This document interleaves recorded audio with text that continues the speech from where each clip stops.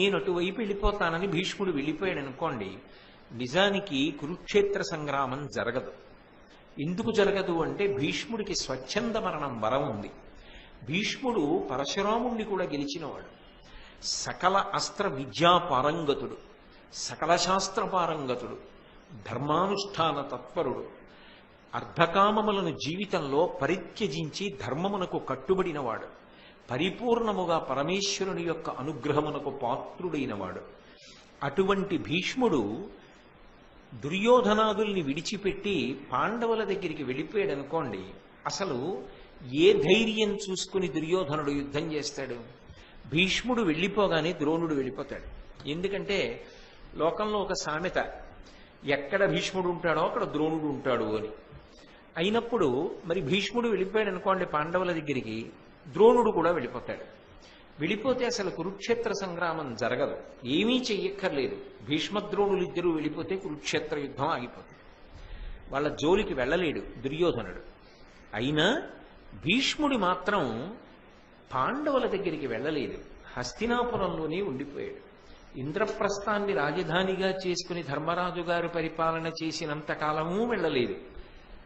తదనంతరం మాయాద్యూదంలో ఓడిపోయినటువంటి ధర్మరాజు తన సోదరులతోటి భార్యతోటి కలిసి అరణ్యవాసానికి వెళ్ళిపోయినప్పుడు కూడా భీష్ముడు వెళ్ళలేదు. ఎందుచేత భీష్ముడు వెళ్ళలేదు? ఇంతటి ధర్మాత్ముడు కదా, ఇంతటి సకల విద్యాపారంగతుడు కదా, సమస్త శాస్త్రములు తెలిసిన్నవాడు కదా, ధర్మం ఎక్కడుందో అక్కడ ఉండాలి కదా. మరి పాండవులు ధర్మాత్ములని తెలిసిన్నవాడు కదా, పోనీ ఇంద్రప్రస్థాన్ని రాజధానిగా చేసుకుని పరిపాలన చేస్తున్నప్పుడు వెళ్ళాడు అంటే ఏదో ఇవాళ వాళ్ళకి రాజ్యం వచ్చింది కాబట్టి వెళ్ళిపోయారు అనుకుంటారని వెళ్ళలేదండి అని మనసు సరిపెట్టుకుందాం అనుకున్నా, వాళ్ళు అరణ్యవాసానికి వెళ్ళినప్పుడైనా వెళ్ళిపోవాలి కదా. మరి ఎందుకు వెళ్ళలేదు భీష్ముడు అంటే దానికి ఒక కారణం ఉంది. మొదటి కారణం, అసలు శంతన మహారాజు గారికి కుమారుడిగా భీష్ముడు తాను ఉదయించినది మొదలు ఆ వంశం అంతరించకుండా ఉండడం కోసం ఆయన పడినటువంటి కష్టం అంతా ఇంత కాదు. మీరు ప్రతిరోజు దాని గురించి ఉపన్యాసంలో వింటూనే ఉన్నారు. అంత కష్టపడ్డాడు. చిట్ట చివరికి తనకి సంతానము కలగరు అన్న విషయం తెలుసు కాబట్టే శంతన మహారాజు గారు సత్యవతీదేవిని వివాహం చేసుకుని భీష్ముడికి సోదరుల్ని ఇవ్వాలి అని ఆయన ఆర్తి పొందితే శపథం చేసి మరీ సత్యవతీదేవిని తీసుకొచ్చి భీష్మునికి ఆ శంతన మహారాజు గారికి ఇచ్చి వివాహం చేశాడు.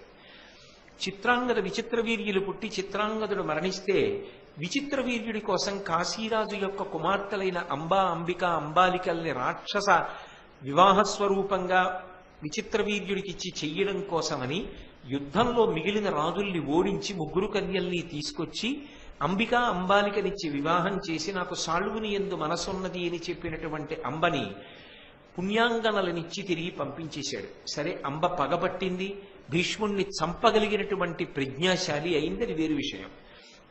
ఇంత కష్టపడ్డాడు. చివరికి వంశం ఆగిపోతోందనుకున్నప్పుడు సత్యవతీదేవి ఎంత బ్రతిమాలినా కూడా తాను చేసిన ప్రతిజ్ఞ నుంచి విముఖుడు కాకుండా దేవరన్యాయంతో విచిత్రవీర్య క్షేత్రముల యందు సంతానము ఉత్పాదనము కావాలి అని చెప్పి ప్రతిపాదన చేసి పాండురాజు, ధృతరాష్ట్రుడు జన్మించడానికి కారణమయ్యాడు. ఆ తర్వాత పాండురాజు గారికి 5 కుమారులు పుట్టి పాండురాజు మరణించిన తర్వాత పరమ ప్రేమతో 5 చేరతీసి ద్రోణాచార్యుల వారి దగ్గర, కృపాచార్యుల వారి దగ్గర విద్యాభ్యాసం చేయించాడు. వాళ్లతో పాటే ధృతరాష్ట్రుని యొక్క కుమారులైనటువంటి ఈ దుర్యోధనాదులందరికీ కూడా విద్యాభ్యాసం చేయించాడు. మొదటి నుంచి హస్తినాపురంలో ఉండి హస్తినాపురం నుండే ఆ వంశంలో వచ్చిన వాళ్ళని రక్షించడానికి అలవాటు పడిపోయాడు భీష్ముడు. హస్తినాపురంలో ఉండి ఇన్ని పనులు చేసినవాడు ఇప్పుడు హస్తినాపురాన్ని విడిచిపెట్టి చెయ్యవలసిన అవసరం ప్రత్యేకంగా ఉంటుంది. నేనేదో ఇక్కడి నుంచి వెళ్ళిపోయినంత మాత్రం చేత చక్కబడడం కాదు, ఇక్కడ ఉండి వీళ్ళిద్దరి మధ్య సయోధ్య చేయడం ప్రధానం. ఎప్పటికైనా అన్నదమ్ములు కలిసి ఉంటే మంచిది. నేను వెళ్ళిపోతే వైరం మరింత పెరిగిపోతుంది. భీష్ముడు వైపు వెళ్ళిపోయాడని పగపట్టిన దుర్యోధనుడు ఎంతకైనా తెగిస్తాడు. అది పెద్ద పెద్ద గోడలు, అడ్డుగోడలు లేవడానికి కారణమవుతుంది. అందుకని ఇక్కడే ఉండి ఇద్దరి మధ్య సయోధ్యకి ప్రయత్నం చెయ్యాలని తాను హస్తినాపురంలోనే ఉండిపోయి పాండవులు ధర్మాత్ములని తెలిసిన ఇంద్రప్రస్థానికి వెళ్ళనటువంటి మహాభావుడు భీష్ముడు. ఇక రెండవ ప్రబల కారణం ఒకటి ఉంది. భీష్ముడు సామాన్యుడు కాడు. ఆయనకి సమస్తం తెలుసు. ఆయన పట్టుకోలేని అమాయకుడు కాడు. ఖచ్చితంగా ఒకనాడు యుద్ధం జరుగుతుంది. పాండవులకు ఈ దుర్యోధనాదులకు యుద్ధం జరిగి తీరుతుంది.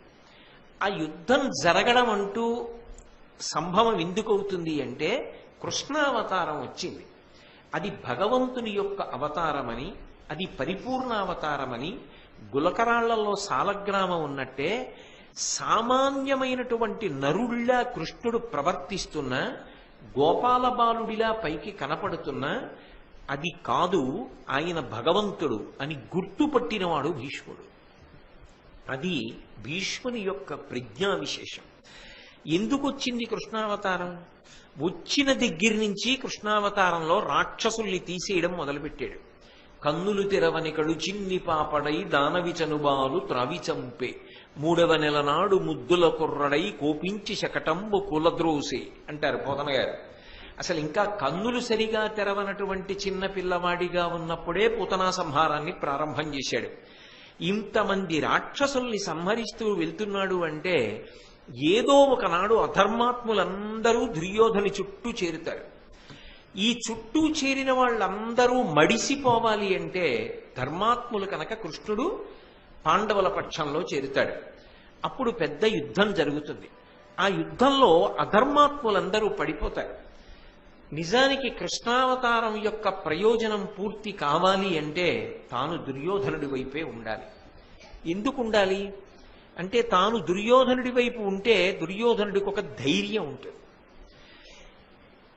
భీష్ముడున్నాడు, ద్రోణుడున్నాడు కనుక నేను గెలుస్తాననేటటువంటి పేరాశతో యుద్ధానికి ఎడతాడు. వెళ్ళిన తరువాత అధర్మం వైపు ఎవరున్నారో వాళ్ళందరూ పడిపోతారు. పడిపోయిన తర్వాత ధర్మం గెలుస్తుంది. అలా గెలవాలి అంటే తాను దుర్యోధనుడు ఉన్న చోట ఉండాలి. దుర్యోధనుడు ఉన్న వైపు యుద్ధం చెయ్యాలి. మరి కాపక్ష్యం కాదా? మరి అవతల పాండవులు గెలవాలని మనసులో కోరికుండి దుర్యోధనుడి వైపు యుద్ధం చెయ్యడం దోషం అవదా అంటే భీష్ముడు అబద్ధం చెప్తే దోషం. భీష్ముడు అబద్ధం చెప్పలేదు. ఆయనని సర్వసైన్యాధిపతి చేసినప్పుడు మీరు విందురు గాని ఉద్యోగ పర్వంలో ఆయన వెంటనే దుర్యోధనుడిని పిలిచి చెప్పాడు, ధర్మం ఎక్కడుంటుందో అక్కడ భగవంతుడు ఉంటాడు. కృష్ణుడు భగవానుడు. ఆయనే రాయబారానికి వచ్చాడు, నువ్వు వినలేదు. ఖచ్చితంగా మడిసిపోతావు, నీ అనుచరులతో పడిపోతావు. పాండవుల యందు ధర్మం ఉన్నది, నేను వాళ్ళని సంహారం చెయ్యను. యుద్ధంలో వాళ్ళని నేను చంపుతానన్న పేరాశ నువ్వు పెట్టుకోవద్దు. వాళ్ళని నేను చంపను. కానీ ఎంతకాలము సర్వసైన్యాధిపత్యంలో ఉంటానో అంతకాలము ప్రతిరోజు 10,000 మంది యోధుల్ని పడగొడతాను. మిగిలిన సైన్యాన్ని వదిలిపెట్టు, 10,000 మంది యోధుల్ని పడగొడతాను. పాండవుల జోలికి వెళ్ళను. ధర్మం ఎటుందో అటే. ఇంత బ్రతుకు బ్రతికి, ఇంత శాస్త్రం తెలిసి ధర్మాత్ముల పీచ మనచమంటే మాత్రం నా పరాక్రమాన్ని అందుకు ఉపయోగించను అని స్పష్టంగా చెప్పాడు. చెప్పినా యుద్ధానికి వెళ్ళాడు దుర్యోధనుడు అంటే అతని మంకుతనం అర్థం అవుతుంది. నశించిపోయేవాడికి ముందుండే లక్షణం ఏమిటి అంటే మూర్ఖత్వం. కాబట్టి ఆ మూర్ఖత్వంతో దుర్యోధనుడు పోయాడేమో కానీ భీష్ముడు కపట బుద్ధితో మాత్రం ప్రవర్తించాడు అనడానికి వీలు లేదు. ఆయన స్పష్టంగా చెప్పేశాడు ముందే. అంతకన్నా బలమైనటువంటి కారణం ఇంకొకటి ఉంది. తన మరణం కోసమే శిఖండి పుట్టాడు. ఆ శిఖండి ఎవరో కాదు, అంబ. నిన్నటి వరకు మీరు విన్నారు. అంబ కేవలం భీష్ముడి మీద పగపట్టి అన్ని మలుపులు కథ తిరిగి అంత తపస్సు చేసి భీష్ముడి యొక్క మరణం కోసం ద్రుపద మహారాజు గారి యొక్క కడుపున కూతురుగా పుట్టి కొడుకుగా మారింది. ఇప్పుడు శిఖండి ద్రుపదుని యొక్క కొడుకు కాబట్టి శిఖండి పాండవులకు ఏమవుతాడు? బావమరిది అవుతాడు. పాండవులకు బావమరిది అయినప్పుడు శిఖండి ఎవరి పక్షాన నిలబడతాడు? ఖచ్చితంగా పాండవ పక్షాన నిలబడతాడు ద్రుపదుడితో కలిసి. పాండవ పక్షాన శిఖండి నిలబడితే ఏదో ఒకనాడు శరీరాన్ని విడిచిపెట్టాలిగా. ఎంత స్వచ్ఛంద మరణం ఉన్నా కళ్ళ ముందు జరుగుతున్న ఈ అల్లర్లన్నీ చూస్తూ, ఈ దెబ్బలాటలు చూస్తూ ఎంతకాలం తన శరీరంలో ఉండాలనుకుంటాడు. ఏదో ఒకనాడు విడిచిపెట్టేయాలి. మహాజ్ఞాని కూడా వదిలిపెడతాడు. ఎందుకని అంటే సామాన్యుడు శరీరం విడిచిపెట్టడానికి, జ్ఞాని శరీరం విడిచిపెట్టడానికి ఒక తేడా ఉంటుంది. భగవాన్ రమణులు దీన్ని పరమాద్భుతంగా ప్రతిపాదన చేశారు. నేను వెళ్ళి ఒక 100 కేజీలు బియ్యం బస్తా కొనుక్కున్నాను అనుకోండి. కొనుక్కుని ఓ 2 సందుల అవతల మా ఇల్లుందయా, అక్కడికి తెచ్చి ఈ మూట పడేయాలి, ఎంత కావాలి అని ఒక వ్యక్తిని అడిగాను అనుకోండి. ఓ 50 రూపాయలు ఇవ్వండి అన్నాడు అనుకోండి. నేను ఏదో బేరవాడి 40 రూపాయలు ఇస్తానన్నా. పాపం ఆయన కాయ కష్టం చేస్తున్నవాడు ఆ 40 రూపాయల కోసం ఎంత ఒళ్ళు నిప్పులుగా ఉన్నా ఈ 100 కిలోల బియ్య బస్తాని భుజానికి ఎత్తుకుని వస్తున్నాడు. వస్తున్నప్పుడు ఆయన 2 సందులు దాటి తిరగగానే ఏమంటాడు? ఇదేనా అండి ఇల్లు అంటాడు. ఇదేనా అండి ఇల్లు, ఇదేనా అండి ఇల్లు అంటాడు. ఆయనకి ఆ బియ్యం బస్తాతో అనురక్తి లేదు. ఆయన ఎంత తొందరగా ఇల్లు వస్తే అంత తొందరగా వదిలిపెట్టేద్దాం అనుకుంటాడు. కానీ వీధిలో మాత్రం పారాడు. ఎందుకంటే కూలికి ఎత్తుకున్నాడు ఆ బియ్యం బస్తాని. ఆ బస్తా నేను ఎత్తుకోలేదు, కానీ అందులోంచి కొంచెం బియ్యం కారుతున్నాయి అనుకోండి, ఒక్కసారి ఆగబోయ్ అని పక్కకెళ్ళి గడ్డి పరక తెచ్చి చుట్టి కన్నంలో పెడతాను. ఎందుకంటే దాని మీద నాకు అనురక్తి ఉంది. ఆ బియ్యం నావి కాబట్టి దానికి కన్నం పడి కారిపోతే నేను గడ్డి పరక దోపాను. ఆయన ఎంత తొందరగా ఈ బస్తా దింపేద్దామని చూస్తాడు. బియ్యం బస్తాని ఎత్తుకోకపోయినా అనురక్తి ఉన్నవాడు సామాన్యుడు, ఎత్తుకున్నా వదిలేద్దామనుకున్నవాడు జ్ఞాని. అంటే దాని అర్థం ఏంటంటే బియ్యం బస్తాని ఎత్తుకున్న కూలి ఎప్పుడు వదిలేద్దామా అని ఎలా చూస్తాడో అలాగని రోడ్డు మీద పారేస్తాడా? ఆ ఇంటికి వెళ్ళిన తర్వాతే వదిలేయాలి.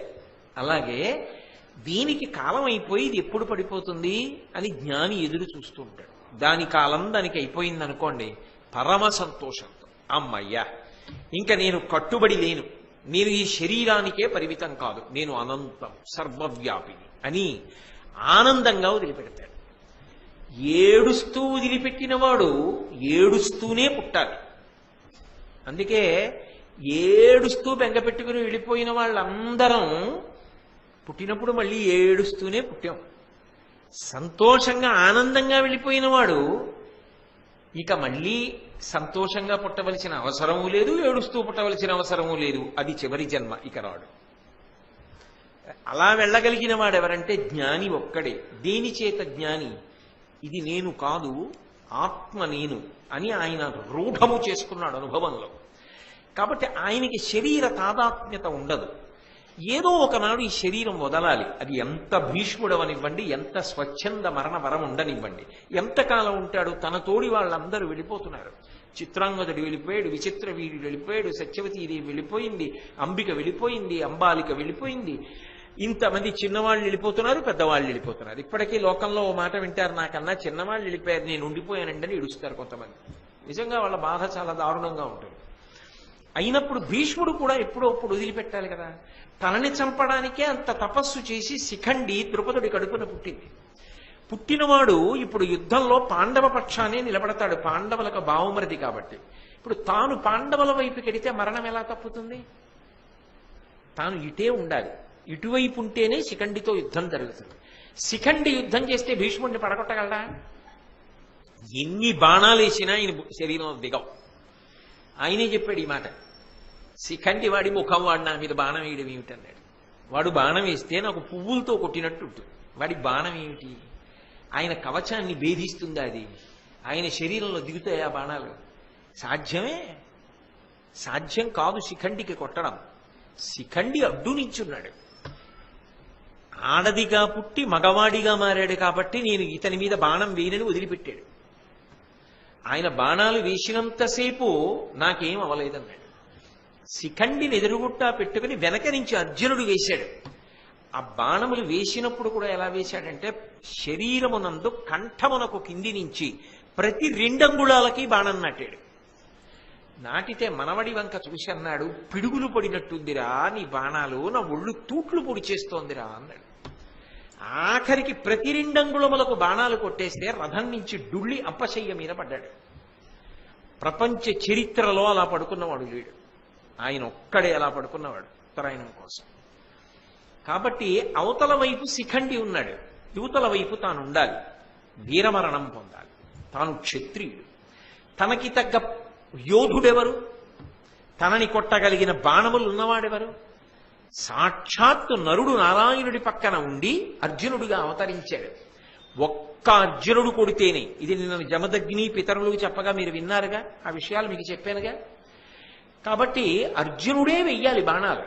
అర్జునుడి బాణాలైతేనే ఆయన శరీరంలోకి దూసుకుపోతాయి, జల్లెడ కింద కొట్టగలడు.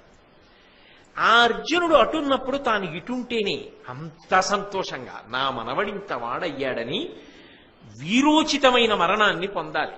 అంతేకాని రోగిష్టిగా ఎలా వదిలిపెడతాడు శరీరాన్ని?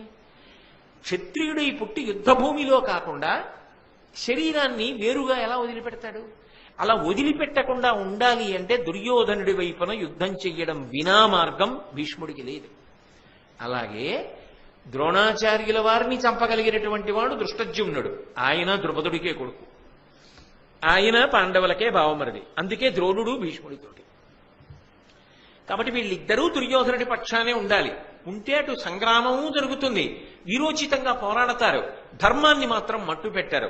చిట్ట చివరికి యుద్ధభూమిలోనే పడిపోతారు. పడిపోయిన కారణం చేత వీరస్వర్గాన్ని పొందుతారు. ఈ కారణములు బలీయమైనటువంటి కారణములు ఉన్నాయి. కాబట్టి ఇన్ని కారణముల చేత భీష్ముడు దుర్యోధన పక్షాన ఉన్నాడు తప్ప పాండవ పక్షానికి వెళ్లి యుద్ధం చేయలేదు. కానీ చాలా మంది చటుక్కుని భీష్ముడు ఎందుకంటే అసలు ఇటువైపు ఉండడం అనేస్తూ ఉంటారు. భీష్ముడు ఉన్నాడు అంటే సర్వశాస్త్ర పారంగతుడు కనుకనే అంత ఆలోచన చేసి మహానుభావుడు ఇటువైపు ఉండిపోయాడు. సరే, వాళ్ళు ఇంద్రప్రస్థాన్ని రాజధానిని చేసుకుని పరిపాలిస్తున్నారు.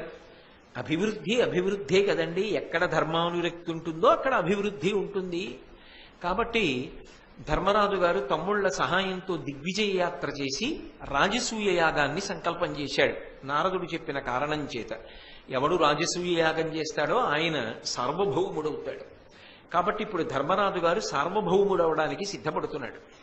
అటువంటి సమయంలో అందరికీ ఆహ్వానాలు పంపించాడు.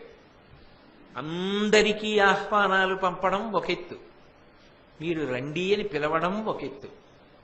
కొందరి విషయంలో ప్రాజ్ఞత ఉంటే పిలవడం కాదు, వెళ్ళి తనవాడన్నవాడు ముఖ్యుడైన వాడు దగ్గర ఉండి తీసుకురావాలి. అది మర్యాద. మర్యాద అన్న 3 అక్షరాల యొక్క స్థాయి వేరుగా ఉంటుంది. నేను అందరినీ పిలిచానండి శుభకార్యానికి, గురువుగారిని కూడా పిలిచాను, అది వేరు మాట. గురువుగారిని తీసుకెళ్ళడానికి నీ కుటుంబమునందు ఒక ముఖ్యుడు వెళ్ళి తీసుకురావాలి. అంతేగాని గురువుగారిని కూడా పిలిచానండి, గురువుగారు రావాలి అనకూడదు. అలా రాకపోయినా గురువుగారు వస్తారు ప్రేమ కొద్దీ. కానీ నేను ఇందాక అన్నాను కదా, మర్యాద అని ఒక మాట ఉంటుంది. అందుకు చదువుకుంటారు భారతాది పురాణములను. ధర్మరాజు గారు భీష్ముణ్ణి పిలవడానికి పంపినప్పుడు మాత్రం కేవలముగా మిగిలిన వాళ్ళకి పంపినట్టుగా ఆహ్వానములు పంపలేదు. సోదరుడైన నకులుణ్ణి పిలిచాడు. ఎందుకని? మాద్రీసుతుడు, ఇంటి పెద్దని భీష్మాచార్యుల వారు తాతగారు మహానుభావుడు, ధర్మాత్ముడు, వంశమునకంతటికీ కూడా కారకుడు. అటువంటి వారిని దగ్గరుండి తీసుకురా. ఏదో ఆహ్వానం చెప్పేసి వచ్చేయడం కాదు, 15 రోజుల ముందు నువ్వు వెళ్ళు అని నకులుణ్ణి పంపాడు. పంపితే నకులుడు స్వయంగా వచ్చాడు భీష్ముడి దగ్గర. భీష్ముడు బయలుదేరి రాజసూయ యాగానికి వెళ్ళాడు హస్తినాపురం నుంచి. ఆ వెళ్ళినప్పుడు కూడా ఎంత ప్రేమతో వెళ్ళాడో, ఎంత గొప్పగా వెళ్ళాడో వర్ణిస్తారు భారతంలో. అనుపమ ధనరాశులు గొనుచును అనురాగమున రాజసూయ మఖాలోకన కౌతూహల పరులయి చనుదించిరి భీష్ముదొట్టి సద్బంధుజనుల్. ఆ నకులుడు వెళ్ళి మిమ్మల్ని దగ్గరుండి తీసుకురమ్మన్నారు తాతగారు మా అన్నయ్య అంటే పరమ సంతోషంతో బయలుదేరట. ఎందుకు? ఆయన పిలిచాడని కాదుట, ఆయన వెళ్ళడంలో ఒక కారణం ఉందిట. ఏమిటా కారణం అంటే రాజసూయ మఖాలోకన కౌతూహల పరులయి, నా మనవడు కష్టపడి పెంచాను ఈ వంశాన్ని, ధర్మాత్ముడై ఇవాళ సార్వభౌముడై ఇన్ని కష్టాలు పడి యావత్ భారతాన్ని గెలిచి రాజసూయ యాగం చేస్తున్నాడు. ఇంత ప్రేమతో నకులుణ్ణి పంపించాడు. ఇప్పుడు నేను వెళ్ళి అక్కడ కూర్చుని నామనవడు తన భార్యతో ధర్మపత్నితో కలిసి పీటల మీద కూర్చుని ఆ యాగం చేస్తుంటే అది చూడడమే నాకు సంతోషం. ఆయన తనకేదో పెద్ద పీట వెయ్యాలనో తన్ని గౌరవించాలనో నెత్తి మీద పెట్టుకోవాలనో ఆయన కోరుకోలేదు. అది ఆయన ప్రేమ. పెద్దరికానికి అర్థం అలా ఉండాలి. అంతేగాని నా పెద్దరికాన్ని ఎవడు గుర్తించాడు, నేను వెళ్ళగానే ముందు వరుసలో కూర్చోబెట్టారా లేదా, వేదిక మీదకి తీసుకెళ్లారా లేదా, ఇవన్నీ కాదు. అవతలవాడు ఎంత పెద్దరికాన్ని ఇచ్చాడో తానంత పెద్దరికాన్ని చూపించగలిగిన నాడు పెద్దరికం. అయిందానికి కాందానికి పట్టింపులకు పోయి గొడవలు పెట్టేవాడు పెద్దరికం ఎలా అవుతాడు?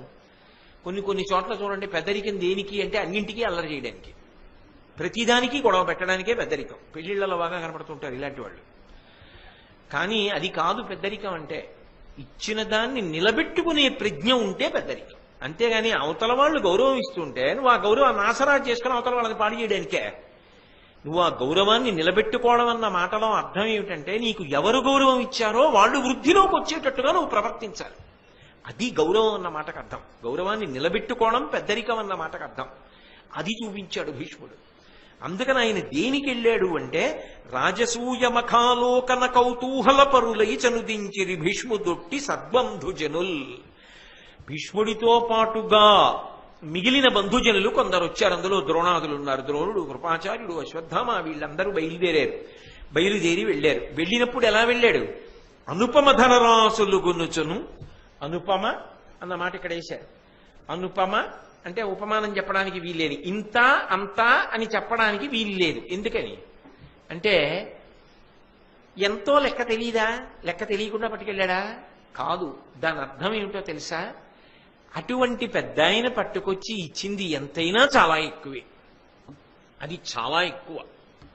అంతేగాని భీష్మాచార్యులు వారు ఇంతేనో ఇచ్చింది అనకూడదు. భీష్మాచార్యులు వారు అక్షతలు వేసేడితే చాలు. అంతేగాని ఆయన ఏమో ఇస్తాడని పిలిచావు నువ్వు కాదు. అసలు బతుకంతా ఆయన ఇచ్చింది. అయినప్పుడు ఇంకేమి ఇవ్వాలి? ఆయన రావడమే గొప్ప, ఆయన అక్షతలు వేయడమే గొప్ప, ఆయన కూర్చోవడం గొప్ప. అంతకన్నా ఇంకేం కావాలి నీకు? అందుకని ఆయన ఎంత పట్టుకెళ్ళాడు చెప్పకూడదు. ఇది మీకు రుక్మిణీ కళ్యాణంలో కూడా కనపడుతుంది. అగ్నిజ్యోతనుడు ఆ శ్రీకృష్ణ భగవానుడి దగ్గర నుంచి వచ్చి రుక్మిణీదేవితో మాట్లాడుతూ అమేయ ధనావళు ఇచ్చే నాకు అంటాడు. అబ్బో ఎంత డబ్బిచ్చాడో అన్నాడు. ఎంత డబ్బిచ్చాడు అంటే, ఎంత ఇచ్చినా అబ్బా ఎంత ఇచ్చాడో అంటాడు. అది ఆయన గొప్పతనం. అంతేగాని ఇంతే ఇచ్చాడండనో లెక్క చెప్పో చెప్పడం అంటే అసలు లెక్క పెట్టుకోడు. కృష్ణుడు ఇచ్చాడని ఆనందపడిపోయాడు అంతే.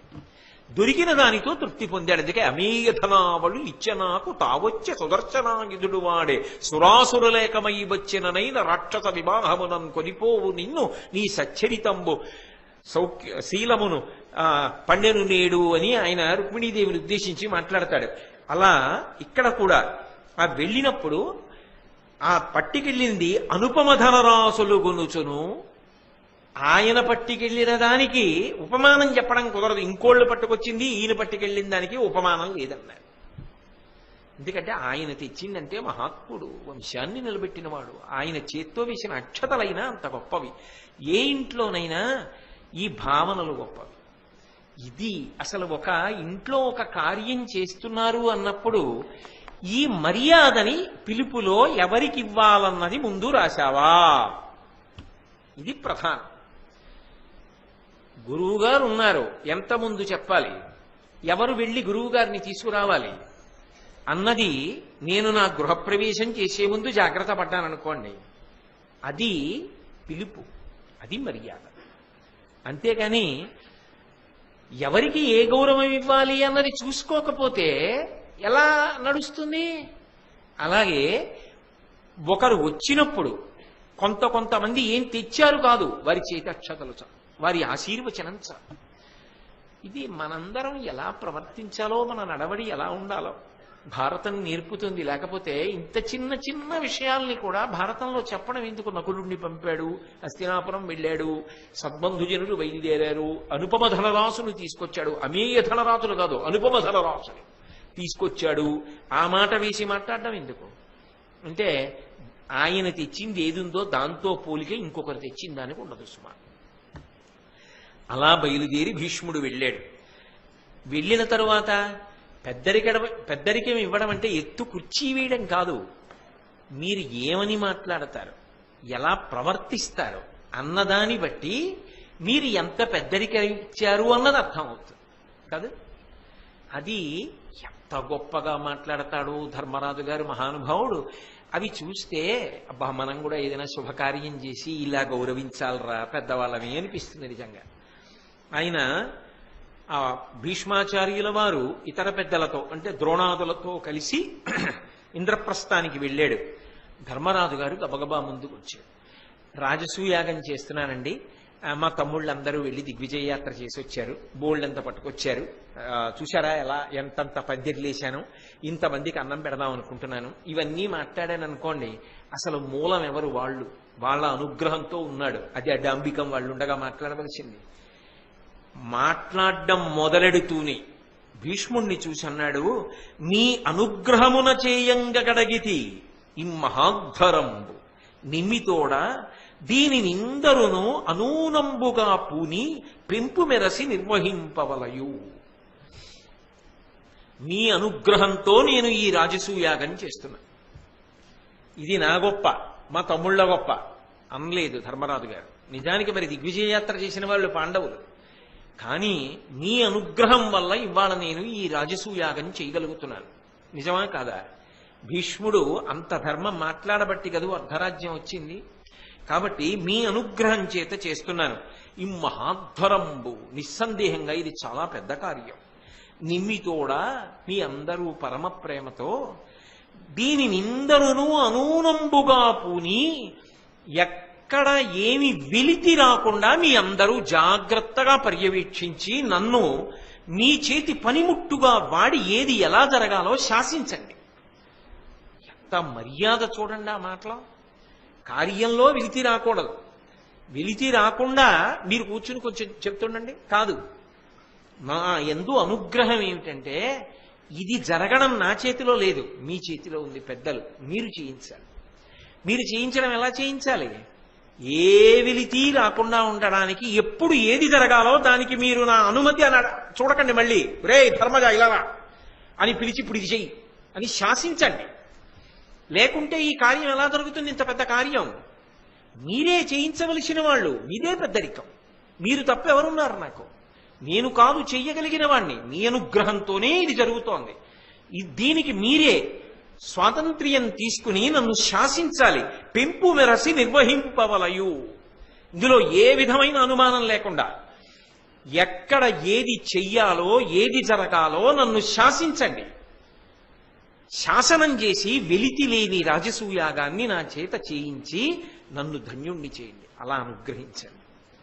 అసలు మాట్లాడడం ఎంత గొప్పగా ఉంటుందండి. ఓ ఇలా మాట్లాడాలా, ఓ కార్యం పెట్టుకుంటే ఇలా అడగాలా, ఇంత మర్యాదతో వాళ్ళు చెప్పిన విషయాన్ని మనం పాటించాలా, ఇంత చక్కగా ప్రవర్తించాలా అనిపిస్తుంది. నిజంగా ఇలాంటివి వింటుంటే అబ్బా మళ్ళీ ఎప్పుడైనా ఇంట్లో శుభకార్యం వచ్చి ఇలా పెద్దవాళ్ళని గౌరవించి చెయ్యగలిగితే జీవితం ఎంత ధన్యం అనిపిస్తుంది. కాబట్టి భీష్మాదులు సంతోషించారు, ఉచితాసనములను అలంకరించారు. ఒక్కొక్కరికి ఒక్కొక్క పనప్ప చెప్పాడు. మీకు ఇతపూర్వం కూడా నేను ఈ సందర్భాన్ని ఉటంకిస్తూ చెప్పడం జరిగింది. మళ్ళీ చివరి చరణం ఎవరికే పని చెప్పాడన్నది నేను చెప్పను. కానీ భీష్మద్రోణులు ఇద్దరి దగ్గరికి వచ్చి ఒక మాట చెప్పాడు. కార్యాకార్యములకు సంబంధించిన ఆలోచనలను మీ ఇద్దరే చెప్పవలసి ఉంటుంది నాకు. అదే మూలం, అదే ప్రాణం కార్యానికంతటికి. కార్య అకార్యములు ఒకవేళ చెయ్యకూడనిది జరుగుతుంటే ఉత్తరక్షణం రే ధర్మరాజా వద్దు ఆర్చి అని చెయ్యకూడనిదైతే చెయ్యకుండా చూడండి. చెయ్యవలసినది ఏదైనా నేను చెయ్యకపోతే రే ధర్మజా ఇది చెయ్యి అని చెప్పండి. మీరు తప్ప ఎవరు దానికి శాసకులు? ఆ అధికారం మీది. ఎందుకనంటే అది చెప్పడానికి శాస్త్ర ప్రవేశం ఉండాలి. కార్యక్రమం గురించి ఏమీ తెలియని వాడిని దానికి పెట్టి చెప్పమంటే ఏం చెప్తాడు? ఆయనకి ఏమి సంగీతం రాదు. ఆవిడ ఎలా పాడుతున్నారో మీరు చెప్పండి అంటే ఆయన ఏం చెప్తాడు, ఆయన నచ్చితే నచ్చిందంటే నచ్చకపోతే నచ్చలేదంటాడు. కానీ ఆవిడ ఎన్ని గమకాలు వేశారో, ఎంత బాగా పాడారో, ఏ రాగం పాడారో ఆయనకి ఏమో తెలుసా? ఆయనకేం తెలియదు. ఆ శాస్త్రం తెలిసిన్నవాడైతే చెప్పగలుగుతాడు. సమస్త శాస్త్ర విశారదులు ఎవరక్కడ? భీష్మద్రోణులు. ఒకడు తాతగారు, ఒకరు గురువు గారు. వాళ్ళిద్దరినీ ఆ గౌరవంలో కూర్చోబెట్టాడు. కార్యాకార్యములను మీరు నిర్ణయం చెయ్యండి. ఏది జరగాలో ఏది జరగకూడదో చెప్పడానికి పరిపూర్ణమైన అధికారము మీదే. ఎప్పుడైతే ఈ మాట చెప్పి వెళ్ళాడో ఆ కార్యం జరిగిపోతుంది. ఎందుకు జరిగిపోతుందో తెలుసా? ఈ మాట అనగానే వచ్చిన వాడు ఎందుకు వచ్చాడు? అది అలా జరుగుతుంటే చూసి సంతోషించడానికి వచ్చాడు. పరిపూర్ణంగా ప్రసన్న హృదయంతో వచ్చాడు. వచ్చినవాడు అలా కర్తవ్యాన్ని అప్పజెప్పినప్పుడు, ఇంత సర్వశాస్త్ర పారంగతుడు ఉన్నప్పుడు దాన్ని ఎంత అందంగా నడిపిస్తాడు. ఆయనతో ఆ మాట చెప్పలేదనుకోండి, ఆయన ఏదైనా చెప్పిన తర్వాత ఇది ఎందుకు లేండి అన్నారనుకోండి, ఆయన పెద్దరికం పోయినట్టేనా? పోతుందా పోదా? కాబట్టి జోక్యం చేసుకుంటారా పెద్దలు? జోక్యం చేసుకోరు. తమ హద్దులో తాముంటారు. అలా కాకుండా వాళ్ళు కార్యాన్ని నిర్వహించాలి అంటే మనం చెప్పాలి, నోరు విప్ప ఆ మాట మాట్లాడాలి వాళ్ళతో. అది ధర్మరాజు గారు మాట్లాడాడు. మాట్లాడి భీష్మద్రోణుల్ని కూర్చోపెట్టి నమస్కారం చేసి తాను యజ్ఞవాటమనందు ప్రవేశించాడు. యజ్ఞం అంతా చాలా అద్భుతంగా జరిగిపోయింది. యాగం, రాజసూయాగం అంతా అద్భుతంగా జరిగిపోయింది. ఎందుకు జరగదు? ఈ మాట చెప్పిన తర్వాత జరిగిపోయిందంటే, ప్రారంభించడం ఎలాగో అర్థమైతే పూర్తవడం అదే జరిగిపోతుంది. పెద్దల యొక్క ఆశీస్సు ఉన్నప్పుడు ఎందుకు నడవదు? చక్కగా నడిచిపోయింది. నడిచిపోయిన తరువాత ఆ సభలో నారదుడు ఉన్నాడు. చిట్ట చివరికి వచ్చేసింది ఇంకా కార్యక్రమం. ఆయన ఒక్కసారి సభంతటి వంక చూశాడు. మిగిలిన వాళ్ళు చూడ్డానికి, నారదుడు చూడ్డానికి ఓ తేడా ఉండదండి. శిశుపాలుడు ఉన్నాడు సభలో, మిగిలిన రాజులు ఉన్నారు, కృష్ణుడు ఉన్నాడు, ధర్మరాజు ఉన్నాడు, సోదరులు ఉన్నారు, భీష్మ ద్రోణాదులు ఉన్నారు, దుర్యోధనాదులు ఉన్నారు. అందరికీ ఏం కనపడుతోంది? ఇదే కనపడుతోంది. నామరూపములు కనపడుతున్నాయి. దుర్యోధనుడు వచ్చాడు సభకి, భీష్ముడు వచ్చాడు సభకి, ద్రోణుడు వచ్చాడు సభకి. ఇవి కనపడుతున్నాయి. ఆలస్యంగా వచ్చి ఎప్పుడూ ముందుకొచ్చి కూర్చోవద్దు. ఆలస్యంగా వచ్చినప్పుడు వెనకాతలు కూర్చోవాలి. అడ్డంగా నడిచి వచ్చి ఏమిటో కూర్చోవడం? సభ అన్న తర్వాత మర్యాద ఉంటుంది. ఎందుకు భారతం వినడం? ఇంకా హరి ఓం. ఎందుకుంటారు కార్యకర్తలు? ఏం చేస్తుంటారు నానాజీ గారి మీద? దేనికి కార్యకర్తలు అక్కడ? సభ మధ్యలో అడ్డంగా నడిచొస్తుంటే ఆప్ చేయాలని తెలీదా? ఎన్ని మాటలు చెప్పాను కార్యకర్తలు ఉండాలని. నా కోసం కాదు, సభా మర్యాద పోవడానికి వీల్లేదు. లేనప్పుడు ఇంక సభాపర్వం చెప్పడం ఎందుకు? హరి ఓం.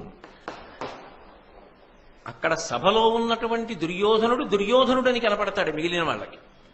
శ్రీకృష్ణుడు కృష్ణుడని కనపడతాడు, ధర్మరాజు ధర్మరాజుని కనపడతాడు, అర్జునుడని కనపడతాడు. కానీ నారదుడి యొక్క దృష్టికోణం వేరు. ఆయన సభ వంక చూసినప్పుడు ఆయనకి సభ అలా కనపడదు, ఆయనకి వేరుగా కనపడుతుంది. అలా కనపడనప్పుడు నారదుడి యొక్క దృష్టికోణానికి మిగిలిన వాళ్ళ దృష్టికోణానికి తేడా ఎలా వస్తుంది? ఆయన మహాత్ముడు ఎందుకు అవుతాడు? అందుకే నారదుడు చూసినప్పుడు కొన్ని విచిత్రమైనటువంటి విషయాలు సభయందు ఆయనకి గోచరమయ్యాయి. ఏవి కనపడ్డాయంటే, అసలు ఇంత వైభవోపేతంగా రాజసూయాగం జరగడానికి కారణం ధర్మరాజు గారి యొక్క అకుంఠితమైనటువంటి ధర్మనిష్ట కదా. అంత ధర్మాన్ని ప్రతి క్షణం పాటిస్తూ ఉంటాడు కదా. అందుకు కదా ఈ భీష్మద్రోణాదులు కూడా ఇలా వశపడిపోయారు. ఇంత గొప్పగా ఈ కార్యక్రమం నడుస్తోందే. శాశ్వత ధర్మపరాయణత్వం. ఇవాళ ఉండి రేపు పోయేది కాదు. అంత ధర్మాన్ని పట్టుకుంటాడే ధర్మరాజు. అంతేకాదు, ఈ రాజసమూహం అంతా కూర్చునుంది. వీళ్ళ మధ్యలో కృష్ణ భగవానుడు కూర్చునున్నాడు. వీళ్ళందరూ ఏమనుకుంటున్నారంటే, ఒక యాదవుడు, ఒక గొల్లవాడు కృష్ణుడు అని అనుకుంటున్నారు. కానీ కృష్ణుడు కేవలము ఒక యాదవుడా, కేవలము ఒక గొల్లవాడా? యజ్ఞభోక్త, యజ్ఞములందు ఇచ్చినటువంటి హవిస్సుని తినేటటువంటి వాడు, పరబ్రహ్మస్వరూపం.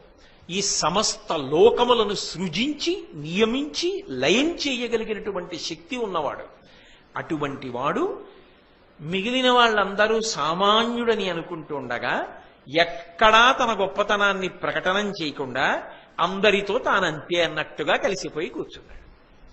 వీళ్ళ జన్మలో ఏ పరమాత్మ యొక్క కాలి గోటి కాంతి కూడా చూడలేరో ఆ పరమాత్మ వీళ్లతో కలిసి కూర్చున్నాడు. కానీ వీళ్ళు గుర్తుపట్టలేకపోతున్నారు. ఎంత విచిత్రం! ఇది నారదుని దృష్టికోణం. ఏదో అక్రూరుడు అంటాడు భాగవతంలో, శూరులు తొల్లి ఏ విభుని శోభిత పాదనక ప్రభావళించేరి భవాంధకారముల చిక్కక ఉందురు బట్టి దేవునిన్ వైరముతోడనైన గిలువన్ నను పంపి శుభంబు చేసే నిష్కారణమైన ప్రేమ ఇదే కంసుని పోలు సకుండు కలుగునే అంటాడు. భగవంతుని యొక్క కాలికి ఉండేటటువంటి గోటి చివర ఉన్నటువంటి కాంతిని దర్శనం చేయడానికి కోట్ల జన్మల పడుతుంది. నకధీతి సంచలన మజ్జన తమోగుణ అంటాడు వ్యాసుడు లలితా సహస్రంలో. అటువంటిది కృష్ణ భగవానుడు పరిపూర్ణంగా చూడ్డానికి వీలుగా అన్ని అవతారముల తేజస్సు ఏ అవతారంలోకి వెళ్ళిపోతుందో అటువంటి రాశీభూతమైన పరబ్రహ్మం కృష్ అంటే నిరతిశయ ఆనంద స్వరూపం, ఘనమైన ఆనందం. అటువంటి ఆనంద స్వరూపమైనటువంటి కృష్ణుడు వీళ్ళందరితో కలిసి కూర్చుని ఉన్నాడు. కలిసి కూర్చుని ఉన్నప్పటికీ కూడా వీళ్ళకి తెలియదుగా మా పక్కన ఉన్నవాడు భగవానుడని తెలుసుకోలేకపోతున్నారు. ఎంత అమాయకత్వం! ఈ సభని చూస్తే ఎంత ఆశ్చర్యంగా ఉంది. ఇంతేనా? ఈ సభయే తర్వాత కురుక్షేత్ర యుద్ధానికి కారణమవుతుంది. కురుక్షేత్ర యుద్ధానికి కావలసిన బీజం ఇక్కడ పడుతుంది. అది చెట్టు అవుతుంది, పెద్ద పళ్ళు పండుతాయి. ఆ తర్వాత అధర్మాత్ములందరూ మడిసిపోతారు. అలా మడిసిపోయేటట్టుగా చెయ్యడం కోసమే బ్రహ్మాది దేవతలు ప్రార్థన చేస్తే శ్రీకృష్ణుడిగా అవతరించినటువంటి పరమాత్మ ఆయనకి సహాయం చెయ్యడం కోసం దేవతల యొక్క అంశలలో ఇక్కడ ఎందరో ఉన్నారు. వాళ్ళందరూ దేవతాంశలలో వచ్చినవారు. బృహస్పతి అంశలో వచ్చినవాడు, లేదా శుక్రాచార్యుల వారి అంశలో వచ్చినవాడు ద్రోణాచార్యుల వారు, వసువుల అంశలో వచ్చినవాడు భీష్మాచార్యుల వారు. అలా ఎందరో ఆయా అంశలలో వచ్చిన వారు ఉన్నారు. కానీ ఎవ్వరికైనా ఈ సభలో తెలుసా వాళ్ళ ఆయా అంశలలో వచ్చిన వాళ్ళని? దేవతాంశలు, రాక్షసాంశలు, దానవాంశలు ఇవన్నీ సభలో ఉన్నాయి. వాళ్ళెవరికి తెలియదు. తెలియక వీడు వీడు వీడు వీడు అని ఆ పేర్లతో మమేకం అవుతున్నారంతే. ఎంత విచిత్రం ఈ సభ! అన్నిటికన్నా ఆశ్చర్యకరమైన విషయం ఏమిటంటే, ఇంత గొప్పవాడై సమస్తము తెలిసిన్నవాడై కాసేపటికి ఏం జరుగుతుందో తెలిసిండి ఏమీ తెలియని వాళ్ళ నవ్వుతూ కూర్చున్నాడు కృష్ణుడు. బహుశः ఈ అవతారంలో ఇంత కిందకొచ్చేసినంతగా ఈ అవతారానికి ఇంత వైభవం ఉండి, ఎందుకని అంటే శ్రీకృష్ణావతారం అవతారాలన్నిటిలో పరిపూర్ణావతారం అని పిలుస్తారు. మళ్ళీ ఇంకొక మాట చెప్తున్నా, పరిపూర్ణావతారము అన్న మాటకు అర్థం ఏంటంటే ఆ అవతారం మిగిలిన అవతారముల యొక్క తేజస్సునంతటినీ తనలోకి లాక్కుంటుంది.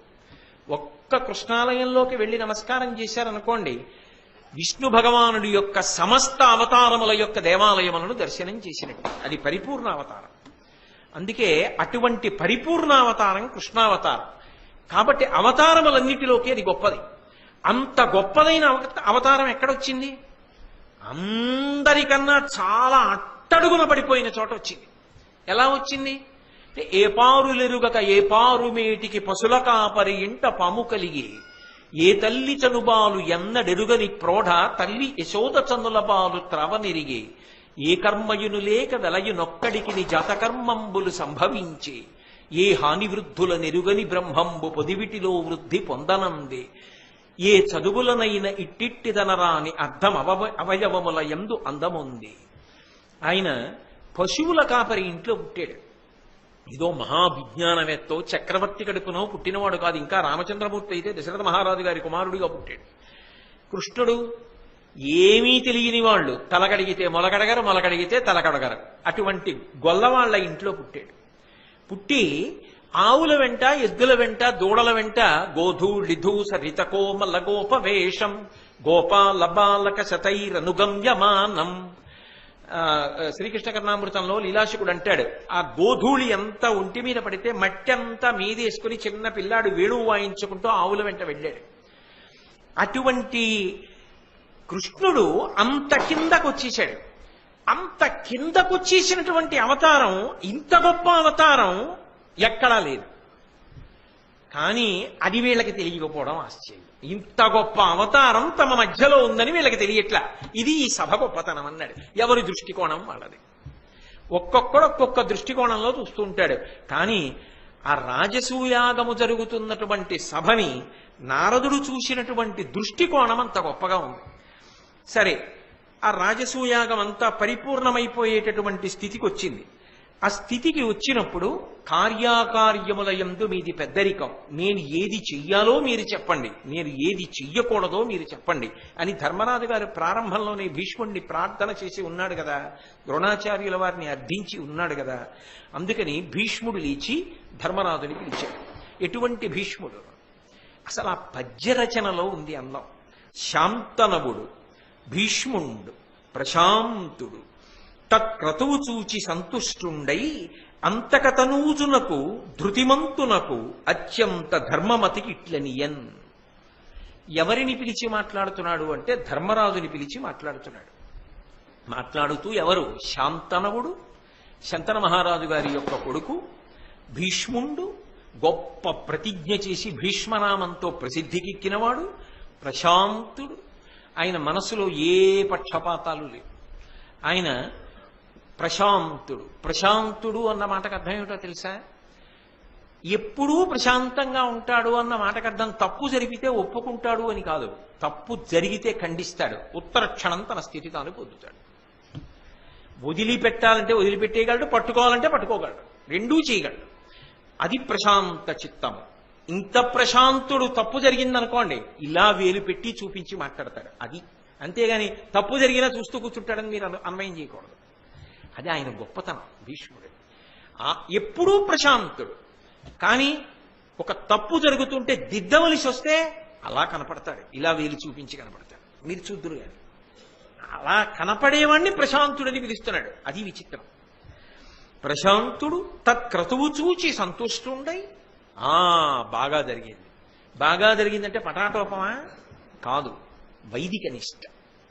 శాస్త్రవిహితంగా ఎలా జరగాలో అలా జరిగింది, అందుకు సంతోషించాడు. అంతేగాని ఎంత పటాటోపంగా చేశారు అన్న దాని గురించి కాదు. తత్క్రతువు చూచి సంతుష్టుండై అంతకతనూజునకు. యమధర్మరాజు గారి అంశలో వచ్చినటువంటి ధర్మరాజు గారిని చూసి ధృతిమంతునకు. ధృతిమంతుట ధర్మరాజు గారు. ధృతిమంతుడు అంటే ధైర్యశాలి. దేని ఎందు ధైర్యశాలి? యుద్ధం చేయడానికి ధైర్యం కాదు అక్కడ కావలసింది. శాస్త్ర విహితముగా ప్రవర్తిస్తే అభ్యున్నతి కలుగుతుంది అన్న విషయంలో తిరుగులేని నమ్మకం ఉన్నవాడు. అది ధైర్యం. తప్ప శాస్త్రాన్ని పట్టుకున్నప్పుడు ఏదో కొద్దిగా అలజడి వచ్చిందనుకోండి భయపడిపోయి వదిలిపెట్టేసే లక్షణం ఉన్నవాడు కాదు. అంటే జరగబోయే సంఘటనలన్నీ ఏ ఇద్దరు తట్టుకోవాలో వాళ్ళ శీల వైభవంగా చెప్తున్నారు ఈ పద్యంలో. కాసేపట్లో అలజడి మొదలవుతుంది సభలో. ఏ కారణానికి అలజడి మొదలవుతుందో ఆ అలజడిని తట్టుకోగలిగిన లక్షణము ఉన్నవాళ్లు వీళ్ళిద్దరు సుమా. అది ఆ గొప్పతనాన్ని ఆవిష్కరిస్తున్నారు. అందుకని చెప్పి ధృతిమంతునకు ధైర్యంగా నిలబడగలడు. అత్యంత ధర్మమతికి ఇట్లనియన్. చాలా ధర్మబుద్ధి కలిగినటువంటి ధర్మరాజు గారిని పిలిచి ఇలా అంటున్నాడు.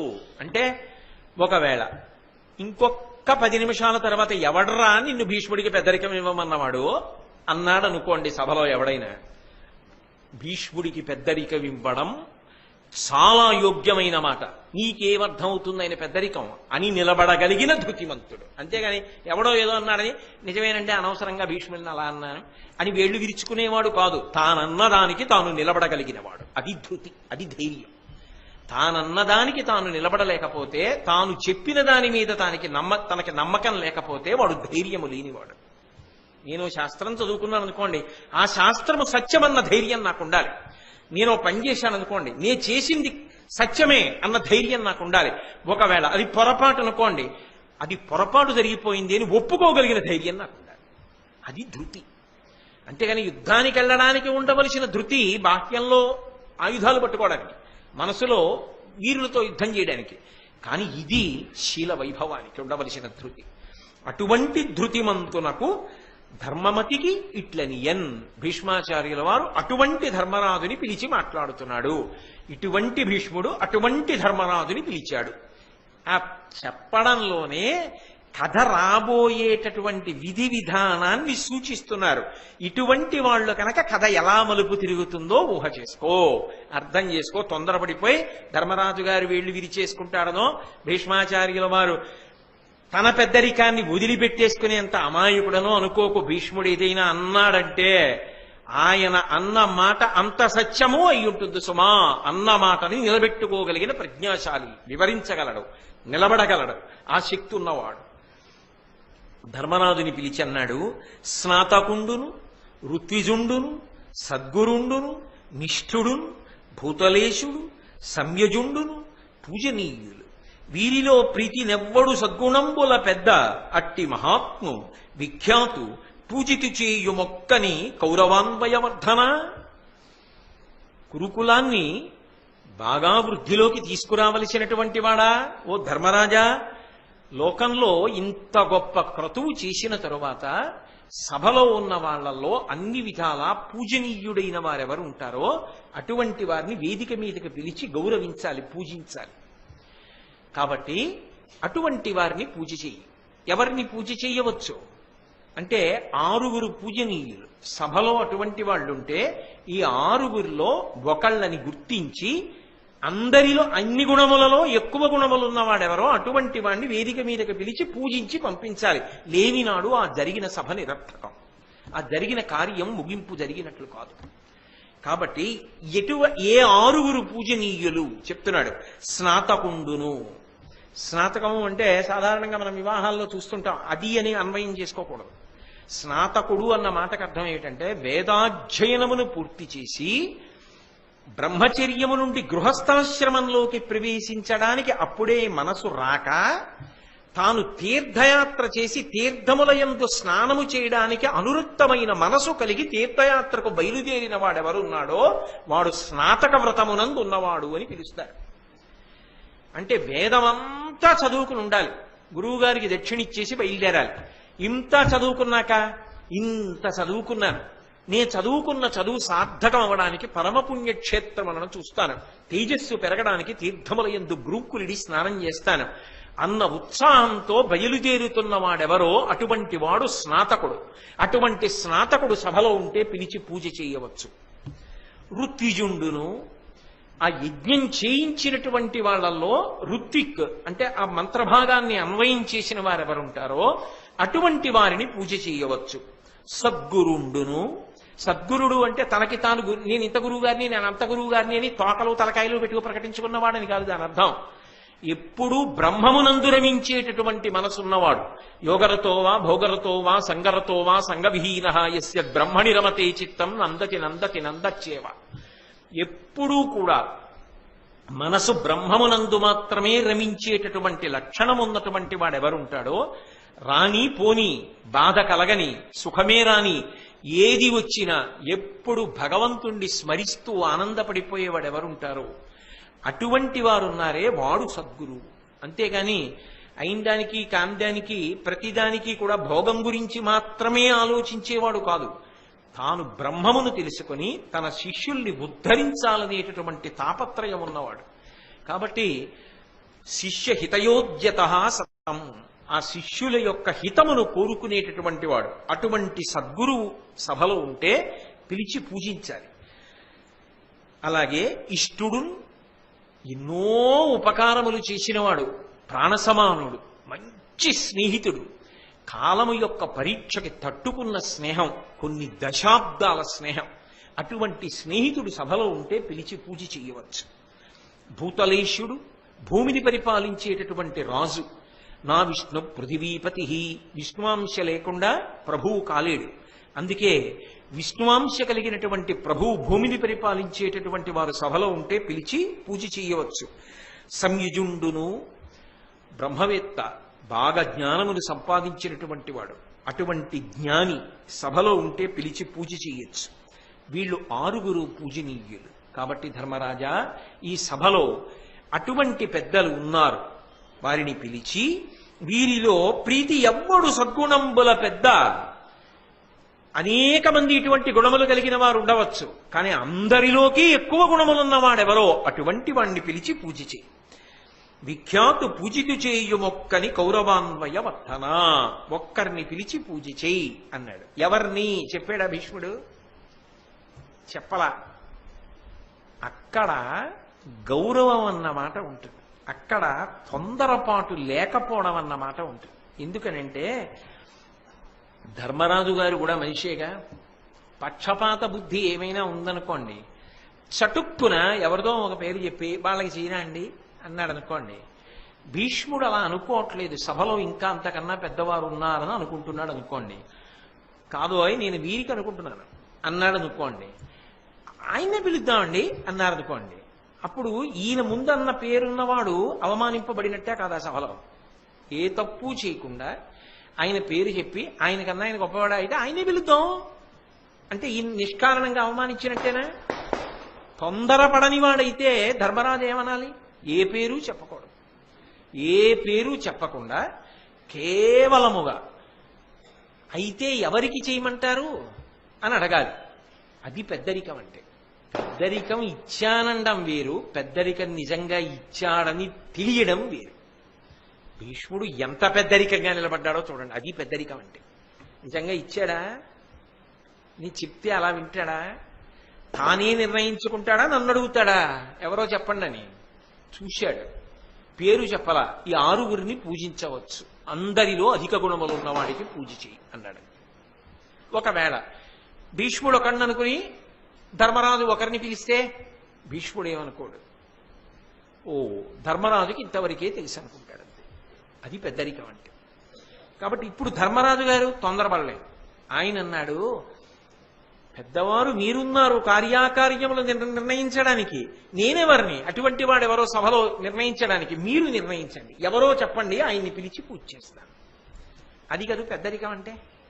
కాబట్టి ఎవరో పేరు చెప్పండి, వారిని పిలుస్తానన్నాడు. అంటే భీష్ముడు నవ్వి ఒక మాట చెప్పాడు. రోదసీ కుహరంబు రుచిరంశుతతి చేసి అర్కుండు వెలిగించునట్టు అమృత సందోహ నిశ్యంత చంద్రిక చేసి సీతాంశుడు ఆనందించునట్టు సకల జనులకు తనదైన సదమల ద్యుతి చేసి తనరంగ తేజంబు తనుపుదాన చేయుచునున్న సత్సేవ్యుండు పుండరీకాక్షుండు కృష్ణుడనాది నిధనుడు అర్జనాభుడుండ అర్ఘ్యంబునకు ఇందు నర్హులురులుగలరే యజ్ఞపురుషు అఖిలలోక పూజ్యు అచ్యుతు పూజింపు మధిప అది చూవే యజ్ఞఫలము. ఇప్పుడు పెద్దరికం అన్న మాటకు అర్థం ఏమిటంటే ఎవరిని పూజించాలో చెప్పి ఎందుకు వాళ్ళని పూజించాలో చెప్తున్నాడు. అది చెప్పకపోతే నేను నిర్ణయం చేస్తానండి, నాకు పెద్దరికం ఇచ్చాడు చెప్పవలసిన అవసరం ఏంటి? అదొక మిడిసిపాటు అవుతుంది. పెద్దరికం అన్న మాటకి ఎంత గొప్ప నిర్వచనం చేస్తున్నాడో చూడండి భీష్ముడు. అందుకే ఆయన అన్నాడు, ముందు పేరు చెప్పలేదు. రోదసీకుహరంబు రుచిరంశుతతి చేసి ఎర్కొండు వెలిగించునట్టు. రోదసి ఈ అంతరిక్షం అనబడేటటువంటి గుహనంతటినీ కూడా ఎవరి కాంతుల చేత, ఎవరి కిరణ సముదాయము చేత వెలుతురులు చిమ్మి ప్రకాశింపచేస్తాడో నిజం.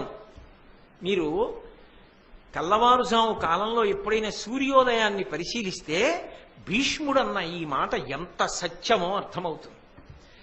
బాగా చీకట్లో ఇంకా సూర్యోదయానికి బాగా ముందే ఏ అరగంటో గంటో ముందు ఏ విశాఖపట్నం లాంటి చోట సముద్రపు ఒడ్డుకి వెళ్ళి కూర్చున్నారనుకోండి, చీకట్లో ఇసుకలో కూర్చున్నారనుకోండి, చాలా మంది నడుస్తూ ఉంటారు, ఏం భయం ఉండదు అక్కడ. హాయిగా ఆ ఇసుకలో కూర్చున్నారనుకోండి, ఎదురుగుండా సముద్రం కనపడదు, దూరంగా ఓడలుండి దీపాలు వెలుగుతూ ఉంటాయి. ఏది తూర్పు ఏది పశ్చిమం ఏం తెలియదు, అంతకుముందు ఏదో దిక్కు తెలిసి ఉంటే తప్ప.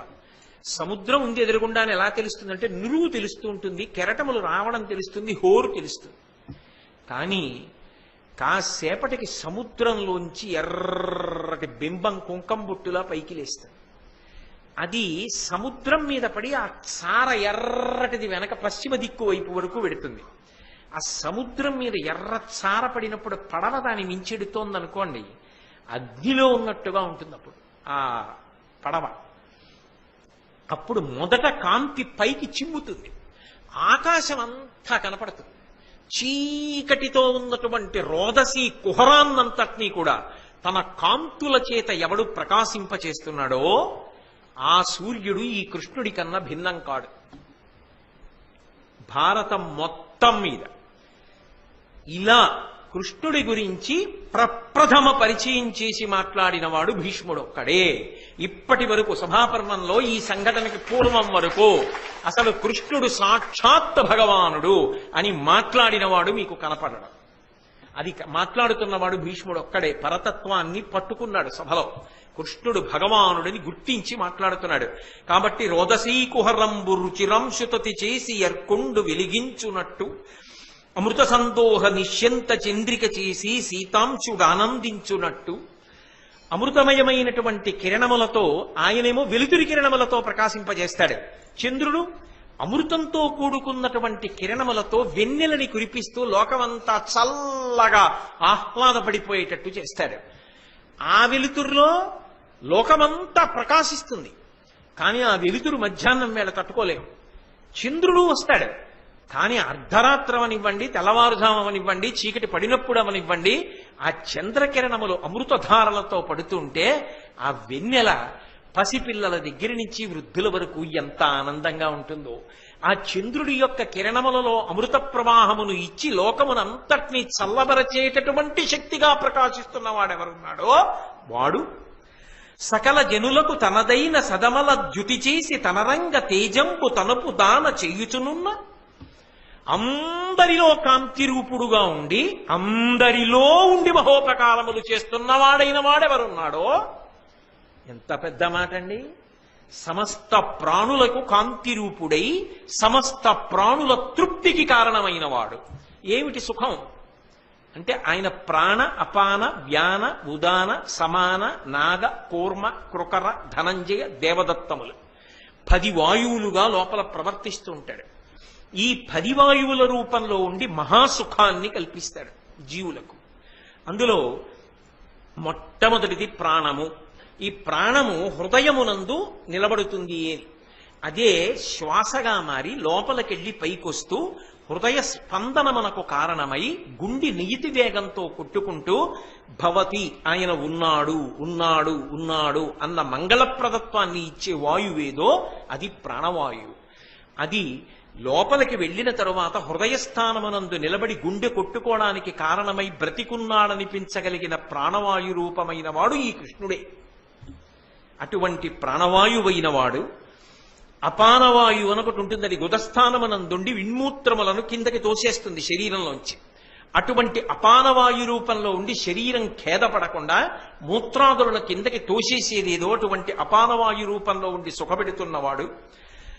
సమానవాయు రూపంలో నాభిస్థానమునందుంటాడు, బొడ్డు దగ్గర ఉండి నెత్తుటి యందు ప్రవేశించి అంతటా కదులుతాడు. ఒళ్ళంతా నెత్తురు కదులుతూ ఉండాలి. అంతటా నెత్తుటి రూపంలో ఉండి ప్రవహించేటటువంటి రూపంగా అంతటా కదులుతున్న రూపంలో ఉండి ప్రధానముగా నాభిని ఆశ్రయించి ఉన్నవాడై ఎవరు సమానవాయువుని కీర్తింపబడుతున్నాడో, ఎవడు కంఠస్థానమునందుండి మూలాధార చక్రం దగ్గర నుంచి పైకి లేచినటువంటి వాయువు స్వరపేటికలోకి వెళ్ళిన తరువాత శబ్దంగా మారి పైకొచ్చేటట్టుగా చేసి మాటలను ఇస్తున్నాడో, ఎవడు శబ్దమునకు కారణమై కంఠమునందు నిలబడ్డాడో అటువంటి ఉదానవాయు రూపుడైనటువంటి వాడు శరీరం అంతటా కూడా స్వేద రూపంలో ఉంటాడు, చెమట రూపంలో. ఒళ్ళు చెమట పట్టిందనుకోండి, అంతా చెమట పట్టాలి. అంతటా ప్రవేశించి ఉండేటటువంటి వ్యానరూపుడైనటువంటి వాడు. అలాగే వాగ్ద్వారమునందుండి నాగవాయువు అనబడేటటువంటి పేరుతో నిలబడినవాడు, అటువంటి మహానుభావుడు. అలాగే కూర్మవాయువై ఉన్మీలనమునకు, ఉన్మీలనం అంటే వికసనము, వికసనం అంటే కాంతి. తామర పువ్వు విచ్చుకుందనుకోండి కాంతి వస్తుంది. చూడండి, ఆయనకి ప్రేతకళ వచ్చేసిందండి అంటారు. ప్రేతకళ వచ్చి చూడగానే ఏదో శవంలా కనపడతాడు అంటే ఇంకా వెళ్ళిపోతున్నాడని గుర్తు, కాంతి వెళ్ళిపోతుంది. ఇప్పటికీ మహాత్ముల యొక్క చిత్రములు మీరు చూస్తే దాని చుట్టూ కాంతి వలయాన్ని గీస్తారు. ఒక్కొక్కరిని చూశారనుకోండి మాట తడబడుతుంది, ఒక్కొక్కరితో మాట్లాడుతున్నారనుకోండి జ్ఞాపకానికి రాదు, ఒక్కొక్కరిని పలకరించినారనుకోండి ఆనంద భాష్పాలు వచ్చేస్తాయి. ఒక్క 5 నిమిషాలండి మిమ్మల్ని చూసిన ఆనందంలో మాట రావట్లేదంటారు. అంటే ఎవరి తేజస్సు ఇతరుల తేజస్సుని కూడా నిలబెట్టేస్తుందో, హరిస్తుందో, ఎవరి తేజస్సు చూడగానే ఆనందాన్ని ఇస్తుందో, అంత ప్రకాశవంతమై ఉంటారో కారణము వారి ధర్మానుష్ఠాన బలం. అటువంటి తేజోరూపమునకు కారణమైనటువంటి కూర్మవాయువుగా కాంతి రూపంలో ఉండేటటువంటి వాడై ఎవరు ఏ మహానుభావుడు కృకరవాయువై లోపల అన్నమైపోయిందిరా ఇందులో పదార్థం పడయ్యని చెప్పి ఆకలి రూపంలో మంట పుట్టించి మాట్లాడుతున్నాడో కృకరవాయువై ఉపకారం చేస్తున్నాడో అలాగే ధనంజయ వాయువై శరీరములు పడిపోయినప్పుడు ఉబ్బి పగిలిపోయేటట్టు చేసి మళ్ళీ పంచభూతముల యందు కలిపేస్తున్నాడో ఎవడు దేవదత్త వాయువై ఈ శరీరము బడలిపోయింది నిద్రపొమ్మని ఆవలింత రూపంలో మాట్లాడుతున్నాడో ఎవడు సర్వ ప్రాణుల యందు కాంతి రూపుడయ్యున్నాడో ఎవడు సర్వ ప్రాణుల కదలికలకు కారణమయ్యాడో ఆ వాయువు తిరగలేదనుకోండి శరీరంలో అది కాష్ఠ రూపేణ జిజ్ఞిరే అంటారు రామాయణంలో కర్రలా అయిపోతుంది అది కదిలితేనే ఇవన్నీ ఇలా ఇలా కదలడం లేదంటే కర్ర అయిపోతుంది ఆ రూపంగా ఉండి అందరిలో సుఖమునకు కారణమై ఉపకారములను చేస్తున్నాడో ఆయన ఎవడో కదయా ఇదిగో ఈ సభలో కూర్చున్న కృష్ణుడే ఇన్ని జీవులలో ఇన్ని ఉపకారములు చేస్తున్నవాడు వాళ్ళ సభలోనే ఉన్నాడు కాబట్టి తన రంగ తేజంబు తనువు దాన చేయుచునున్న సత్సేవ్యుండు సత్పురుషుల చేత సేవింపబడుతుంటాడు అక్కడ వేశాడు అసలు మాట గుర్తుపట్టలేనివాడు ఛాందసం అంటాడు గుర్తుపట్టలేనివాడు ఆయన భగవంతుడు ఏమిటంటాడు గుర్తుపట్టలేనివాడు గొల్లవాడు అంటాడు గుర్తుపట్టలేనివాడు ఆయనకి గౌరవం ఏమిటంటాడు అటువంటి వాడున్నాడే సత్సేవ్యుండు సత్పురుషుల చేత సేవింపబడేటటువంటి లక్షణం ఉన్నవాడు ఎవరున్నాడో ఆయన పుండరీకాక్షుండు తామర పువ్వుల వంటి కందులున్నవాడున్నాడే రామో రాజీవలోచన రామ కమలపత్రాక్ష సర్వసత్వ మనోహర రూపదక్షిణ్య సంపన్న ప్రసూత జనకాత్మజే అంటారు రామాయణంలో పుండరీకాక్షుడు తామర పువ్వుల వంటి కందులున్నవాడు ఎందుకంటే అన్ని రసములు శరీరంలో ఉన్న అన్ని అవయవాలు చెప్పలేవు కానీ శృంగార రసం దగ్గర నుంచి భయం వరకు అన్ని రసాల్ని చెప్పగలిగినవి కళ్ళు ఒక్కటే ఆ కళ్ళ యొక్క అందం ఆకర్షిస్తుంది తామర పువ్వులు ఎలా ఉంటాయో అటువంటి కందులు కలిగినటువంటి వాడు కృష్ణుడు అనాది నిధనుడు ఆయన ఇవాళ ఉండి రేపు లేనివాడు కాడు ఈ సభలో ఉన్నటువంటి రాజులందరూ ఒకనాడు వెళ్ళిపోతారు ఆయన వెళ్ళిపోవడం అన్నమాట ఉండదు ఆయన ఈ సృష్టికి పూర్వమున్నాడు ఈ సృష్టి ఉన్నప్పుడు ఉన్నాడు ఈ సృష్టి వెళ్ళిపోయాక కూడా ఆయన ఉంటాడు లోకంబులు లోకేశులు లోకస్తులు తెగిన తుజిలు అలోకంబకు పెంజీకటి కావల ఎవ్వండేకాకృతి వెలుగువతని నేసేవింతున్నంటారు నత్ర సూర్యోభాతి నచంద్రతారకం నేమా విద్యుతోభాతి కుతోజమగ్ని త్వమేవ భాంతమనుభాతి సర్వం తస్య భాషా సర్వమిదం విభాతి అని ఉపనిషత్తు అలా ఎప్పుడూ ప్రకాశిస్తూ కాలాతీతుడై ఉండగలిగినటువంటి వాడెవరున్నాడో వాడు ఇవాళ మనతో పాటు పుట్టి పెరిగి పెద్దవాడై వికారములు పొందినవాడిగా కనపడుతూ మనలో కలిసి కూర్చున్నవాడు కృష్ణుడే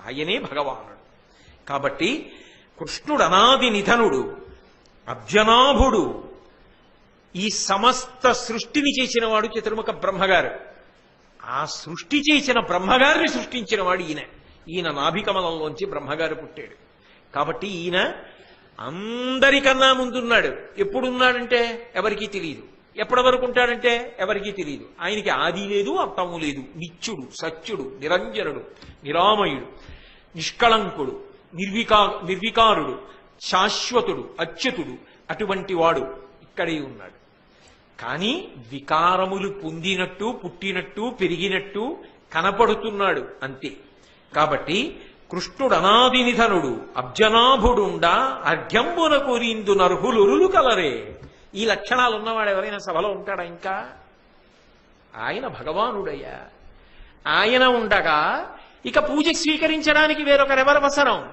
కాబట్టి ఆ కృష్ణ భగవానుడికి అర్ఘ్యమీ అంటే పూజ చేయి ఆయనకి పూజ చేయి ఉపచారముతో ప్రారంభం చేయి కాబట్టి యజ్ఞపురుషుడు నిజానికి ఆయన కనపడేవాడు కాడు స్వాహాకారంతో యజ్ఞం చేస్తే ఆ హవిస్సుని హవ్యవాహనుడై అగ్నిహోత్రుడు పట్టికెళ్ళి ఇస్తే స్వీకరించేటటువంటి పరబ్రహ్మం ఇవాళ మనందరితో కలిసి కూర్చుని కనపడుతున్నాడు అటువంటి యజ్ఞపురుషుడు అఖిలులోక పూజ్యుడు మనం పూజించడం కాదు సమస్త లోకములు ఆయనని పూజ చేస్తుంటాయి అఖిలలోక పూజ్యుడు అచ్యుతుడు నువ్వు పొమ్మంటే పోయేవాడు కాదు ఉండంటే ఉండేవాడు కాదు అదో విచిత్రం ఆయనని తొలగించగలిగిన వాడు లేడు కానీ ఆయన లోకములను తొలగించగలడు ఈ లోకములన్నిటినీ ప్రళయజలముల యందు ముంచెత్తగలడు.